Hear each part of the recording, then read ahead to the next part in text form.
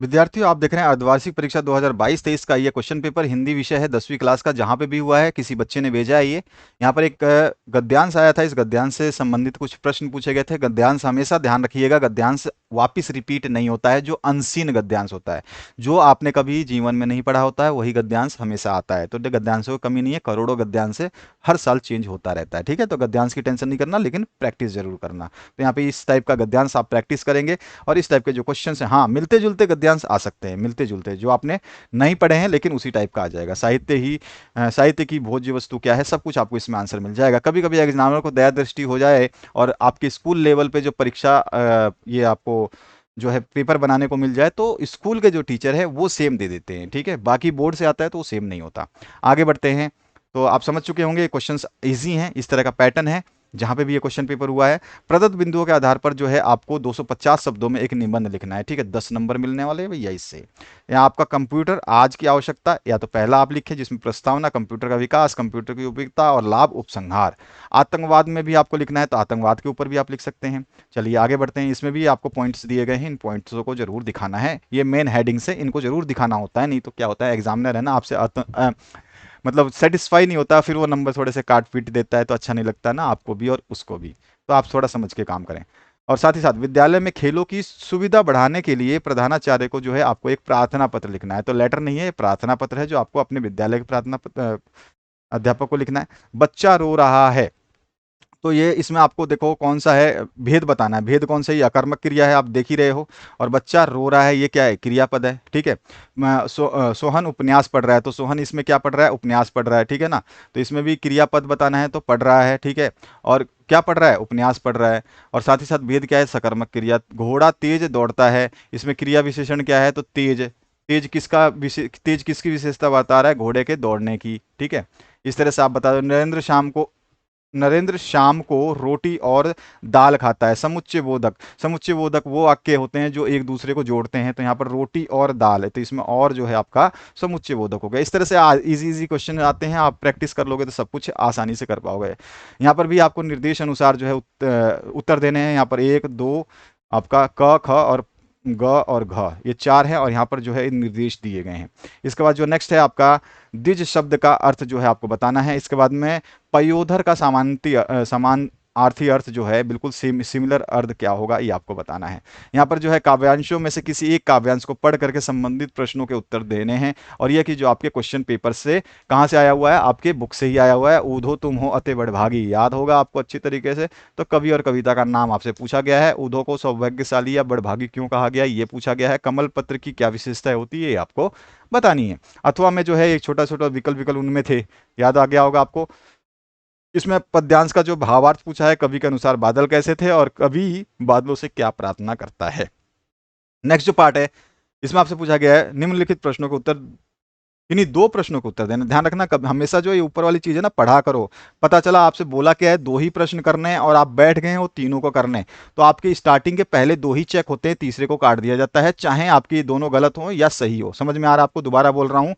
सबसे पहले ये जो लाइन होती है ना, इसको जरूर पढ़ लिया करो। इसमें पढ़ने में कौन सा आंख मारोगे, यानी कि आंख मारने का मतलब अपनी नजर जब जैसे ही आप दौड़ाओगे इस पे, तो जस्ट एक सेकंड में जो है आप इस लाइन को पढ़ लेते हो। आपको तो पता ही है आपको करना क्या है। यहाँ से आपको सहूलियत मिल जाएगी, आपको दिशा निर्देश मिल जाएगा, उसी हिसाब से करिए। आपको क अच्छा लगता है क करिए, ग अच्छा लगता है ग करिए। लेकिन आप अगर तीनों करते हैं और इसमें से तीनों में से केवल स्टार्टिंग के दो ही चेक करेगा एग्जामिनर, ध्यान रखना एग्जामिनर केवल स्टार्टिंग के पहले दो ही पकड़ता है, चाहे आपका तीसरा भले ही दोनों गलत हो, तो ये दोनों गलत कर देगा, तीसरे को देखेगा भी नहीं। वो तो ऑलरेडी वो काट देता है कि भैया आपने तो ये एक्स्ट्रा कर दिया, इसकी जरूरत नहीं थी। अब आपके दो ऊपर वाले चेक करूंगा। समझ में आ रहा है ना आपको, तो मैं अभी आपको इसको हटा देता हूं। तो आपको ध्यान रखना है, पढ़ना है इसी तरह से। इसके बाद जो है ये आठवें का आपको क ख ग में से केवल दो प्रश्नों के उत्तर देने हैं। और यहाँ पर जो नौवा है, इसमें नहीं निर्देश है, तो आपको सारा का सारा लिखना है। अट नहीं रही कविता में किसका चित्रण है, ये आपको समझाना है। गोपियों को करोई ककरी की तरह क्या लगता है, तो उद्धव की बातें लगती हैं।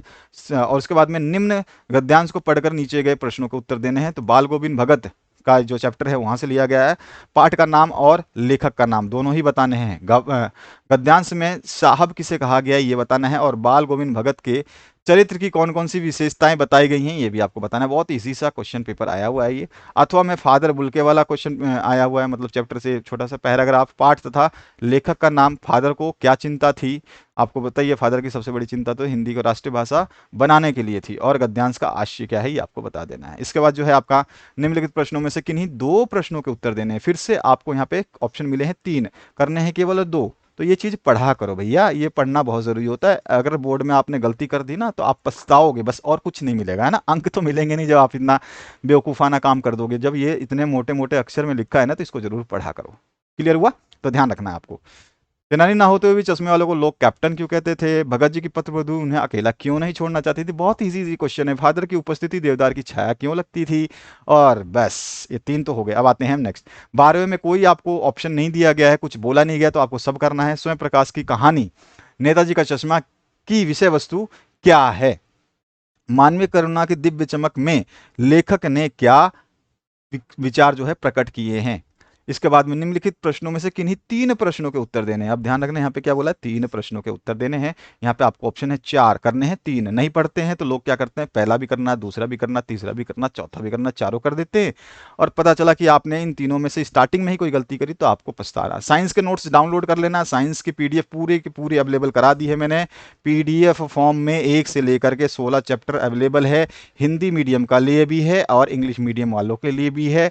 पूरा का पूरा प्लेलिस्ट आपके सामने, जैसी वीडियो खत्म होने वाली होगी यहीं पर स्क्रीन पे प्लेलिस्ट आपको इस तरह से दिखाई देगी। एक साइंस की होगी और एक आपके एग्जाम पेपर की। आपको जो प्लेलिस्ट देखनी है इस तरह का प्लेलिस्ट दिखाई देगा, उसको देख लेना। ठीक है, चलो आगे बढ़ते हैं हम इस पेपर के तरफ। ठीक है, देखो इसमें क्या है, 4 क्वेश्चन है। सांप को देखकर भोलेनाथ की क्या दशा हुई? रानी एलिजाबेथ के दर्जी की परेशानी का क्या कारण था? उसकी परेशानी को आप किस तरह से तर्कसंगत ठहराएंगे? और पत्थर की किस्म खोजने के लिए मूर्तिकार ने क्या कहा और क्या किया? उसके बाद में है आपका गंतोक, यानी कि मेहनत काशों का बादशाहों का शहर क्यों कहा जाता है? ये क्वेश्चन बार बार आता रहता है, थोड़ा सा ध्यान से पढ़ लेना, है ना। बाकी और भी घुमा फिरा के क्वेश्चंस पूछे जाते हैं, टेंशन लेने की जरूरत नहीं है। आराम से पढ़िए और बिंदास रहिए, आपकी तैयारी करवाई जा रही है। जो चीज़ें अवेलेबल कराई जाती है ना, तो सारी की सारी जानते हो आप क्या है? NCERT की ही है। तो ऐसा नहीं है कि अगर उसमें यूके बोर्ड या उत्तराखंड बोर्ड नहीं लिखा है, ठीक है, तो इसका मतलब ये नहीं कि वो आपके लिए नहीं है। ये थोड़ी सी कंफ्यूजन अपनी दूर करो। और जब भी एनसीईआरटी बेस्ड, सब कुछ एनसीईआरटी बेस्ड ही डालते हैं हम, तो एनसीईआरटी का कुछ भी डाला जाता है ना भैया, उसको चाहे वो मैथ हो, साइंस हो, फिजिक्स हो, केमिस्ट्री हो, आपके जो भी 10th क्लास से रिलेटेड है, तो उनको पढ़ लिया करो। गारंटी है, मैं 90% से ऊपर स्कोर की बात हमेशा करता हूं और बच्चे के आते भी हैं जो हमें फॉलो करते हैं। पिछले साल की बात बताऊं मैं आपको, तो हमने 40% जो स्टूडेंट्स थे हमारे, वो 40% स्टूडेंट 90 से अबव मार्क्स लेके आए, और जिसमें से 18% स्टूडेंट ने टॉप किया था। ठीक है, आप सोच सकते हो कि हम क्या मटेरियल देते हैं, और बच्चे अगर उनको फॉलो करते हैं तो वाकई में बहुत बड़ी बात होती है। 90 प्लस की बात कर रहा हूँ मैं, 60 नंबर, 60% फर्स्ट डिवीजन, 70% और 50%, ये सब तो बात ही नहीं करना मुझे। क्योंकि ये सब तो बातें जब होती है ना, जब आपके बस का नहीं। आपके बस का तो 90% से अबव जाने का है, टॉपर्स लिस्ट में शामिल होने का। तो फिर मैं क्यों ऐसी बातें करूँ कि आप 60% लाओ, आप 90% लाओ। यहाँ पे आपको एक गद्यांश दे रखा है, 3 प्रश्नों के उत्तर देने हैं। ठीक है, तो यहाँ पर जो है संस्कृत वाला पार्ट शुरू हो गया 14 नंबर से। तो यहाँ पर जो है आपको क, ख और ग 3 प्रश्न दिए गए हैं। 15 नंबर जो क्वेश्चन दिए, इसमें से 2 प्रश्नों के उत्तर देने हैं। ये आपको छोटा सा काव्यांश दे रखा है, इसमें से आपको क, ख और ग 3 में से कोई 2। यहाँ पर भी आपको 3 प्रश्नों के उत्तर देने हैं। ठीक है, पूर्ण वाक्य में उत्तर देना है। यहाँ पे 4 है, 4 में से 3 करने हैं, क, ख, ग। ठीक है, इसके बाद आते हैं यहाँ पर फिलअप्स करने हैं आपको। सारे फिलअप्स यहाँ पे दे रखे हैं आपको, इन्हीं में से जो है आपको राइट ऑप्शन चूज करके भर देना है। तो यहाँ पर देखिए कितने करने हैं आपको, 4 प्रश्नों के रिक्त स्थानों की सही सही पूर्ति करनी है। एक एक नंबर का 1 होगा। तो यहाँ पे आप 5 दिए हैं, 4 करने हैं। यहाँ पर जो है आपको 3 प्रश्नों के उत्तर देने हैं। ठीक है, तो यहाँ पर 1 2 3 4, 4 में से 3 देने हैं।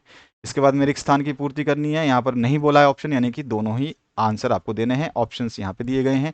उसके बाद निम्नलिखित शब्दानाम आधारण 3 वाक्यों के जो है आपको वाक्य निर्माण करने, 3 वाक्य। यहाँ पर जो क, ख, ग, घ, अंग 4 दिए हैं ना, 5 दिए हैं ना आपको, इसमें से कोई भी 3 ही करने हैं। एक एक नंबर का 1 होगा। अथवा में है निम्न वाक्य भय संस्कृत अनुवाद करो।